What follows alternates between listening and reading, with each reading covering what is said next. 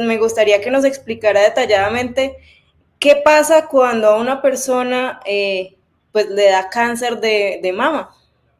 Bueno, Alejandra, esa pregunta es muy importante. Ahora hablamos en un ratito de las estadísticas, pero bueno, como ustedes pueden ver en pantalla, la mama tiene varios componentes en su anatomía. Como ven ustedes allí en la diapositiva, pues hay un tejido adiposo que es el que cubre y le da más que todo la forma de la mama, pero hay dos componentes anatómicos bien importantes que son los lóbulos donde se produce la lechecita en época de lactancia materna y los canalículos que son los conductos por los cuales sale la leche desde los lóbulos hasta el pezón para que salga al exterior y pueda alimentar al bebé. Digamos el cáncer de mama, para que todos lo entiendan mucho mejor, es un crecimiento anormal de las células, ya sea en los lóbulos o en los canalículos especialmente. Entonces, cuando se da un crecimiento desbordado, desorganizado, se pueden formar tumores. Y ese es el cáncer. El cáncer es un crecimiento normal de las células que puede llevar a formaciones tumorales, a masas que se convierten obviamente en el cáncer. Bueno, el cáncer de mama es una enfermedad muy importante a nivel mundial y de pronto, si me permites, Alejandra, voy a hablar un poquito de las cifras, que eso Claro que sí. bien importante. Bueno, a nivel mundial, obviamente Colombia no es la excepción, el cáncer de mama es el cáncer que más cobra vidas de las mujeres en el mundo y que más está presente en las mujeres en el mundo. Se establece en general que una de cada 6 mujeres que fallecen por culpa del cáncer es por culpa del cáncer de mama. Alrededor de 2.300.000 mujeres son diagnosticadas cada año como nuevas pacientes con diagnóstico de cáncer de mama y a nivel global fallecen aproximadamente 660.000 mujeres cada año. Colombia, sin ser la excepción, lamentablemente, pues cobra la vida de 4.200 mujeres aproximadamente cada año y son diagnosticadas como nuevas pacientes con esta enfermedad alrededor de 10.000 mujeres cada año. Pero bueno, también el cáncer de mama no es exclusivo de las mujeres, también se presenta en los hombres con menor frecuencia. Por lo tanto, todos los hombres que nos ven, nos escuchan y nos leen tienen que ver muchísimo el hecho de que tienen dos relaciones con el cáncer de mama. Primero, la responsabilidad de querer y cuidar a nuestras mujeres, ayudándoles a cumplir con toda la tríada que vamos a ver más adelante para detectarlo oportunamente. Y segundo, pensar que ellos también, los hombres, tienen que también autoexplorarse, hacer seguimiento, porque en menos del 1% los hombres presentan casos de cáncer de mama. Es muy raro, pero se puede presentar. Entonces los hombres no estamos exentos, tenemos mucha responsabilidad. Claro que sí. Doctor, ahorita hablábamos de esas cifras un poco a nivel global. ¿Qué pasa con el cáncer de mama en Colombia? Sí, pues lo decía, alrededor de 10.000 mujeres son diagnosticadas cada año y 4.200 fallecen. Bueno, hay que mencionar que de manera desafortunada, un porcentaje superior al 80% de las pacientes que son diagnosticadas ya en etapas avanzadas. Bueno, eso tiene dos connotaciones. La primera es que las mujeres no están yendo oportunamente a hacerse los exámenes de diagnóstico temprano para la detección temprana y ahorita hablamos un poquito más de eso. Y lo segundo que tiene de connotación adicional, pues que el cáncer de mama en el 75% de los casos no está asociado a factores de riesgo y también en casi que el 90% de las fases iniciales no presenta ningún tipo de sintomatología. Entonces, muchas de las mujeres que nos están viendo en este momento pueden pensar, yo no tengo nada, no me he visto nada, no me he notado nada, por lo tanto no tengo cáncer de mama.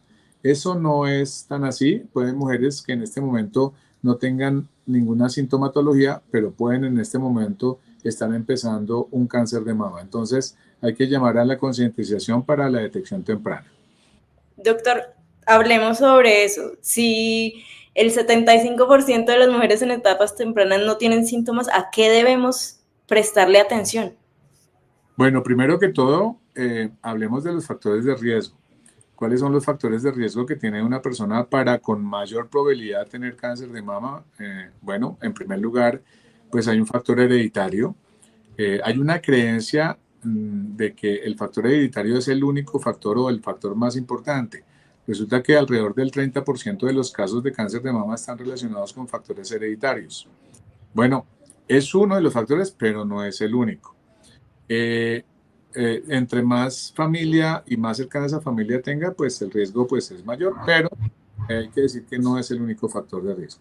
Hay otros factores de riesgo importantes, como por ejemplo la obesidad y el sobrepeso. Ese es un factor de riesgo muy importante que está asociado con el cáncer de mama, también con otros tipos de cáncer, pero estamos hablando el día de hoy específicamente del cáncer de mama, que a su vez va asociado con otro factor de riesgo, el sedentarismo. El hecho de que los hábitos de vida han cambiado mucho, que las personas se mantienen muy quietas, no hacen deporte, se la pasan pegadas a las pantallas de los computadores o de los celulares y dejan de hacer deporte, y a su vez la comida, que es otro factor de riesgo, la comida no sana, es decir, la comida que tiene mucha concentración de ultraprocesados, la comida muy grasosa, la comida con bastantes carbohidratos y bastante azúcar, son también parte del factor de riesgo. Otro factor de riesgo importante es fumar, pero también aquí hay que llamar la atención que no es solamente fumar cigarrillos, sino también los vapeadores o cigarrillos electrónicos. Está demostrado, y eso es un, digamos, sofisma de extracción que ha tejido la industria tabacalera, el presentar el hecho de que los vapeadores y cigarrillos electrónicos no causan ningún perjuicio a la salud. Eso es totalmente falso. El cigarrillo electrónico y el cigarrillo normal tienen un factor de riesgo bien importante, o son un factor de riesgo bien importante para el cáncer de mama, igual para otros tipos de cáncer. Bueno, también el alcohol es otro factor de riesgo. El consumir alcohol exageradamente, frecuentemente, también eso es un factor de riesgo importante.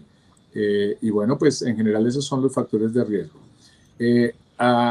Hay factores, digamos, de protección que también hay que manejar, que son en general contrarios a los factores de riesgo.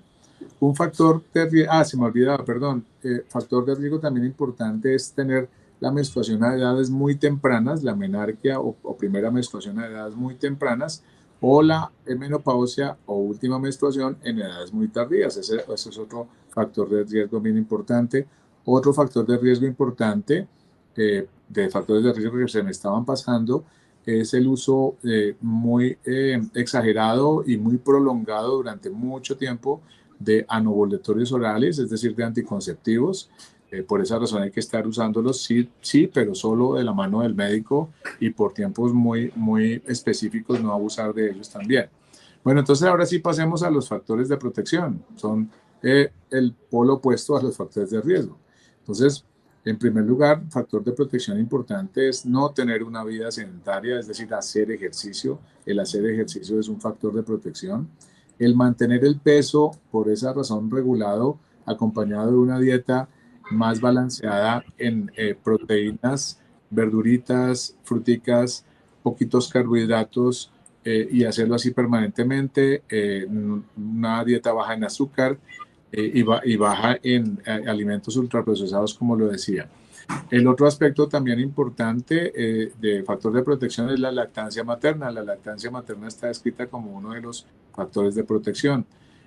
Otro factor de protección es dejar el cigarrillo totalmente, pero llamo la atención es no solamente dejar el cigarrillo o el vapeador personalmente, sino también no estar junto a personas que fumen cigarrillo normal o cigarrillo electrónico, porque también puede ser uno fumador pasivo. Entonces, un factor de protección es ni fumarlo uno, ni estar al pie o cerca a una persona que lo haga.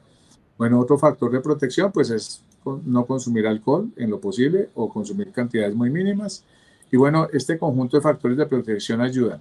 Más sin embargo, hablábamos del porcentaje. Cuando hablo yo del 75%, no es el porcentaje de las personas que no tienen síntomas. Es que el 75% de las mujeres, cuando empiezan a tener un cáncer, no tienen un factor de riesgo, por lo menos conocido. Incluso hay factores de riesgo que se pueden presentar, pero que uno no lo conoce. ¿Quiere enterarse de las noticias en detalle en el momento en el que ocurren? Suscríbase a nuestro canal de YouTube y active la campanita.